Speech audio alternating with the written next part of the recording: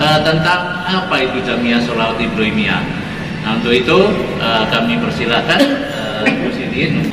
Di mana kita hidup di akhir zaman ini membutuhkan spiritual yang khusus. Ya, Habib Salim Asyadili juga sebentar itu di situ aja. Nah, rangkaian dari ajaran-ajaran para kiai-kiai guru-guru saya itu yang akan saya ajarkan kepada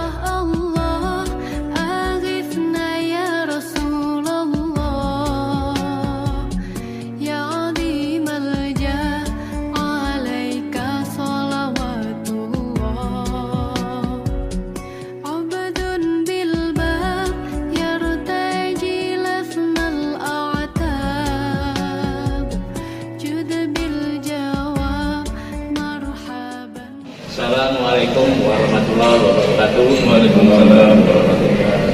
Selamat malam dulur-dulur semuanya di seantero dunia. Ya. Nah, sekarang ini saya sedang bersama dengan Mursyid Tunggal Jamiah Sholawat Ibrahimiyah, yaitu Syekh Ahmad Yani Ilin. Assalamualaikum. Waalaikumsalam warahmatullahi wabarakatuh. Kemudian salah satu jamaah yang setia dan loyal kepada Mursyid Tunggal ini, yaitu Mas Didi. Assalamualaikum. Waalaikumsalam warahmatullahi wabarakatuh. Dan kemudian di sebelah kiri saya ada Mas Rezi. Assalamualaikum. Waalaikumsalam warahmatullahi wabarakatuh. Baik, kita bincang-bincang secara santai ya, karena terkait dengan Jamiah Sholawat Ibrahimiyah. Jadi kalau menurut hemat saya, Jamiah Sholawat Ibrahimiyah ini didirikan pada tahun 2010 ya. Awalnya merupakan perkumpulan untuk bersolawat. Kemudian Jamiah Sholawat Ibrahimiyah ini berbentuk sendiri, Yayasan Jamiah Sholawat Ibrahimiyah, berdasarkan SK Menteri Hukum dan HAM pada tahun 2016. Jadi sekarang ini sudah formal sebagai sebuah yayasan. Nah, sebelum kita membicarakan atau mengungkap tentang apa sih aktivitas di balik Jamiah Sholawat Ibrahimiyah ini, nah saya ingin bertanya kepada Gus Iliin ini, kalau kami sering menyebut seperti itu, tentang apa itu Jamiah Sholawat Ibrahimiyah. Nah, untuk itu kami persilakan Gus Iliin untuk menyampaikan uraian secara detail apa itu Jamiah Sholawat Ibrahimiyah. Silakan. Assalamualaikum warahmatullahi wabarakatuh. Waalaikumsalam warahmatullahi wabarakatuh. Alhamdulillah rabbil alamin, wassalatu wassalamu ala asrofil anbiya'i wal mursalin sayyidina wa maulana Muhammadin wa ala alihi wa sahbihi ajma'in, amma ba'du. Alhamdulillah, pada malam hari ini kita semua diberikan sama Allah sehat walafiat, berkumpul di tempat yang sangat luar biasa sambil santai di Pak Haji, Mas Rezi, Mas Didi. Ini adalah luar biasa berjuang di Sholawat Ibrahimiyah. Tapi untuk mengulas lebih dalam lagi, Jazbro, mereka semua menyingkat Jazbro, itu artinya Jamiah Sholawat Ibrahimiyah. Jadi begini Pak Haji, Sholawat Ibrahimiyah itu memang awal didirikan itu sebenarnya memang sangat luar biasa untuk umat di akhir zaman. Dimana kita hidup di akhir zaman ini membutuhkan spiritual yang khusus untuk hubungan kita dengan Allah. Karena di dalam Jamiah Sholawat Ibrahimiyah sendiri itu banyak sekali rangkaian perjalanan riyadhah kepada Allah.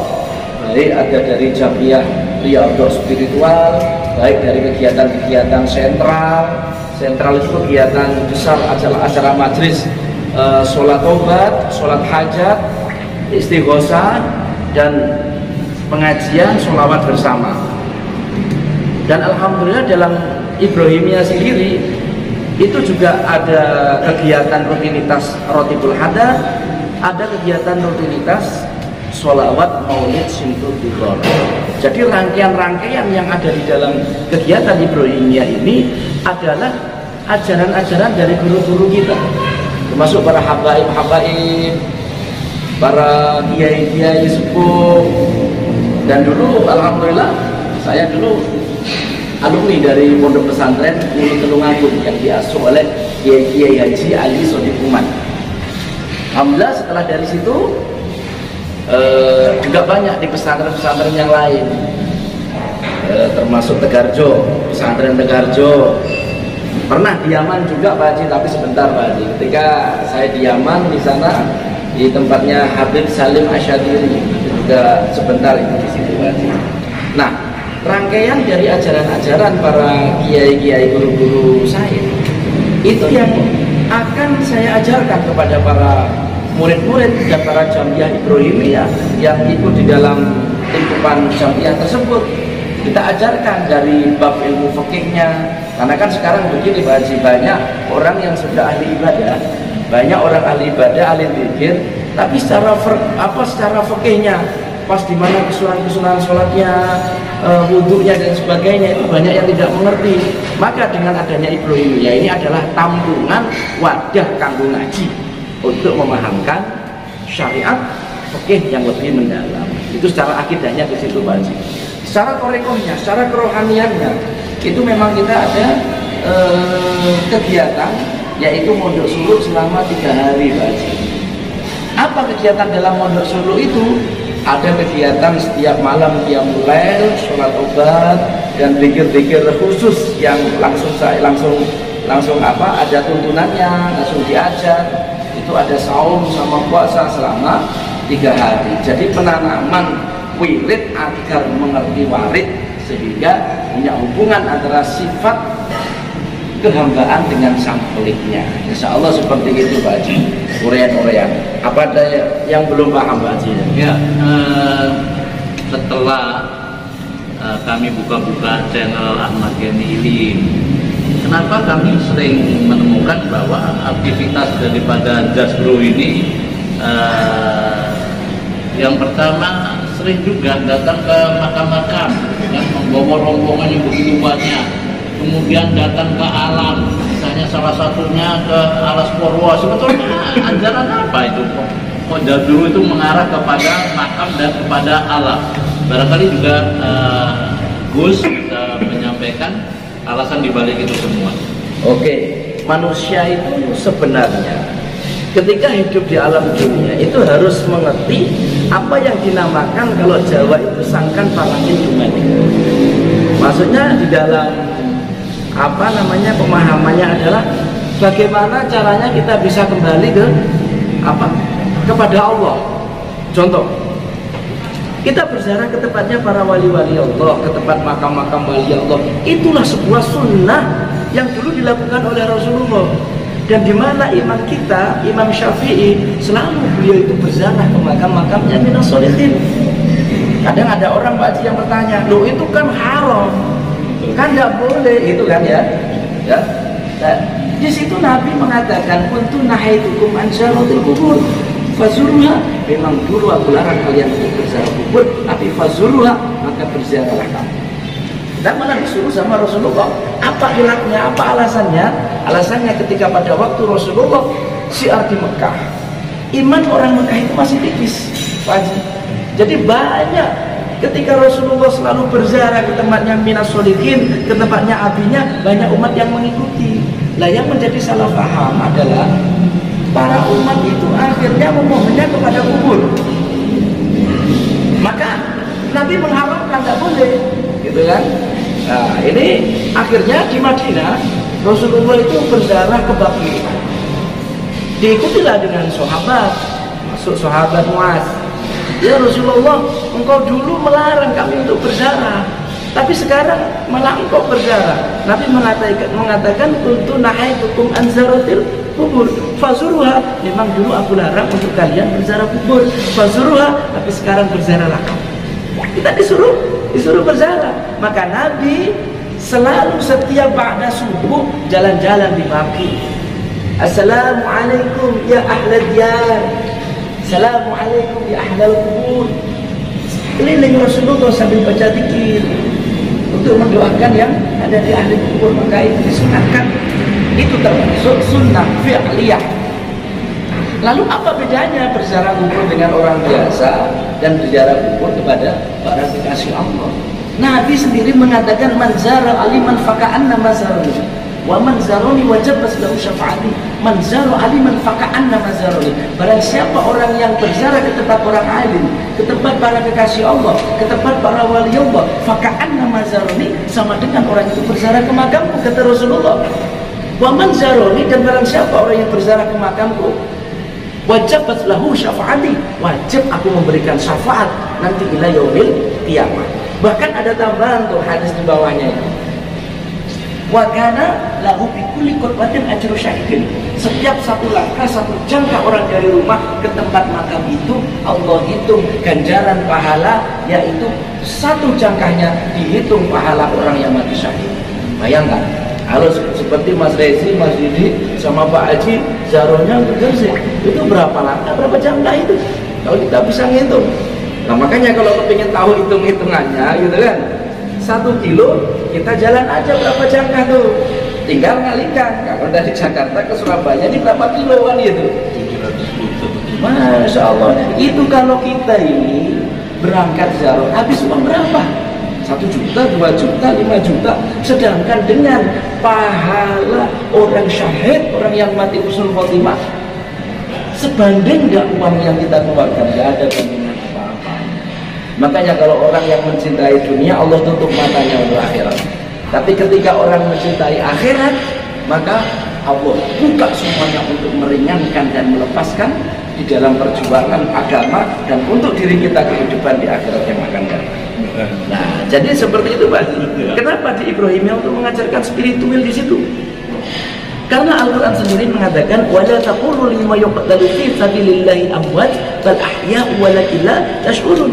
Allah mengatakan jangan kau anggap orang yang gugur di jalanku fi sabilillah, para kekasih Allah, para kiai, para pemuka agama, mereka itu mati, bal ahya'u walakin la tash'urun, mereka jauh lebih hidup daripada kamu, tapi engkau tidak sadar tentang hal itu. Nah, Allah akan memberikan di antara umat, di antara hambanya, yaitu beberapa orang yang akhirnya Allah buka kasafnya, penglihatannya, berinteraksi dengan para wali-wali Allah, dan itu orang yang terkhusus, orang yang diberikan karomah sama Allah. Insya Allah seperti itu Pak Haji. Kenapa kok harus berziarah? Karena begini Pak Haji, saya pernah membaca kitabnya Syekh Ihsan Jambes. Di situ menyatakan bahwa ketika ada orang alim, ada waliullah yang meninggal dunia, di mana masa hidupnya beliau ini untuk selalu hidupnya untuk berpikir. Hubungan hatinya itu irtisalu nafus ala ma yuridullah. Hubungannya dengan Allah luar biasa. Ilmu alimnya luar biasa. Ketika beliau meninggal, ingat, bukan diambil sendiri sama itu wali. Ketika beliau meninggal, maka barokah dari semua ilmu nafi, ilmu yang bermanfaat itu menyelimuti makam-makamnya. Maka tidak ada ceritanya seorang wali yang saya lihat itu tidak pernah ziarah sesama walinya. Ada. Kalau ada orang alim, orang hebat, orang luar biasa, tapi dia anti kubur, anti makam, sudah tidak usah dikit. Nah, seperti itu. Loh, sekarang seperti ini Pak Haji. Contoh, Rasulullah Shallallahu Alaihi Wasallam. Jadi Rasulullah ketika pada waktu Isra Mi'raj, Rasulullah pas Isra Mi'raj mau masuk ke Sidratul Muntaha untuk bertemu langsung dengan Allah, ditutup sama Allah. Nggak boleh ya Muhammad. Malaikat Jibril bilang tidak boleh, engkau diizinkan. Mana ya malaikat, kenapa sih tidak boleh? Karena engkau disuruh sowan dulu, ziarah dulu, silaturahim dulu kepada nabi-nabi sebelumnya. Berziarahlah Rasulullah ke para nabi-nabi sebelumnya. Lalu adalah yaitu cerita tentang masalah syariat sholat. Ada yang katanya 50, minta turun sampai 5 waktu kan gitu kan. Itu kan hasil dari dimana Rasulullah itu berziarah kepada para nabi-nabi sebelumnya. Nah begitu. Dan di situ apa namanya, Allah ini mengatakan kepada Muhammad, ya Muhammad, katanya, ya Muhammad, aku perintahkan engkau untuk sholat. Dan kebetulan kan menyambut apa namanya rojak itu kan, perintahkan sholat untuk umatku semua. Maka Nabi Musa mengatakan, ya Muhammad, berat sebenarnya 5 waktu itu berat, kan? Untuk umat berat. Dan alhamdulillah kalau kita ini masih merasa umat Rasulullah, kalau kita ini berat ya berarti umat beneran. Ya pendek ya belum tentu.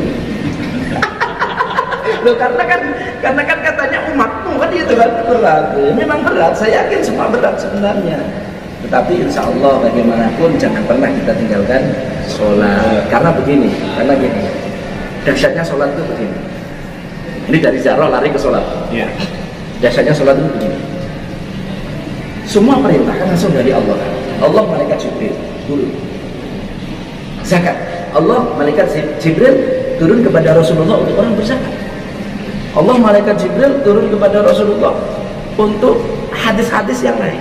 Tapi ingat bab masalah sholat, langsung bukan Allah yang turunkan sama malaikat Jibril untuk Rasulullah, tapi Rasulullah sendiri disuruh mengambil dokumentasi tentang perintah SK sholat.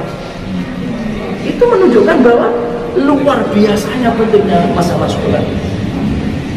Mungkin sekiranya begitu Pak Haji, kenapa spiritual Ibrahimnya lebih kepada ya untuk ke tempat makam-makamnya para wali-walinya Allah. Ya, terima kasih sekali, menarik Gus ya sampaikan tadi. Jadi mudah-mudahan apa yang dia sampaikan tadi memberikan manfaat ya bagi para jamaah sholat Ibrahimiyah dan bagi pemirsa channel Ahmad Yani ini. Dan kita nanti akan bahas lagi untuk sesi-sesi berikutnya perihal masalah-masalah yang ada di dalam kehidupan beragama, khususnya agama Islam yang sekarang ini salah satunya ada satu kelompok kalau boleh dibilang begitu kan Jamiah dari Sholawat Ibrahimiyah ya. Terima kasih Anda sudah